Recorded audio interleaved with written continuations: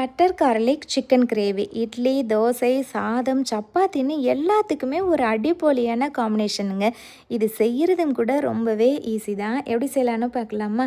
கடாயில் 2 teaspoon butter சேர்த்துக்குவாங்க. 2 பெரிய வெங்காயம் பொடியாக கட் பண்ணி சேர்த்துருக்கேன். கூடவே ஒரு கொத்து கருவேப்பிலை, 2 டீஸ்பூன் இஞ்சி பூண்டு விழுது சேர்த்து வதக்கி விட்டுருங்க. ஒரு தக்காளியை பொடியாக கட் பண்ணி சேர்த்துருக்கேன். ஒரு நிமிஷம் வதங்கி வந்ததும் 500 கிராம் சிக்கனையும் சேர்த்துருக்கேன். அது கூடவே தேவையான அளவு உப்பு, 1/4 டீஸ்பூன் மஞ்சள் தூள் சேர்த்து இந்த பட்டரிலேயே ஒரு 3 to 4 நிமிஷம் வதக்கி விட்டுருங்க. இப்போது 2 டீஸ்பூன் மல்லித்தூள், 1/2 டீஸ்பூன் மிளகாய்த்தூள், 1/4 டீஸ்பூன் பெப்பர் தூள், 1/4 டீஸ்பூன் கரம் மசாலா, 1/2 டீஸ்பூன் காஷ்மீர் மிளகாய்த்தூள் சேர்த்து நல்லா ஒன்று சேர கலந்து விட்டுருங்க.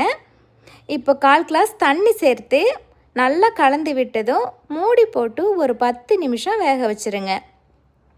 கடாயில் 1 டீஸ்பூன் பட்டர் சேர்த்துருக்கேன். 10 to 15 பூண்டு இந்த மாதிரி எவ்வளோ பொடியாக கட் பண்ண முடியுமோ கட் பண்ணி சேர்த்துக்கோங்க. நல்லா பட்டரில் வதங்கி வரட்டும். இப்போ சிக்கன் நல்லா வெந்து வந்துருச்சு. நல்லா தாராளமாக கருவேப்பிலை, மல்லித்தலை சேர்த்துக்கோங்க. வதக்கி வச்ச பூண்டையும் சேர்த்து கலந்து விட்டுருங்க. தேங்க்ஸ் ஃபார் வாட்சிங்.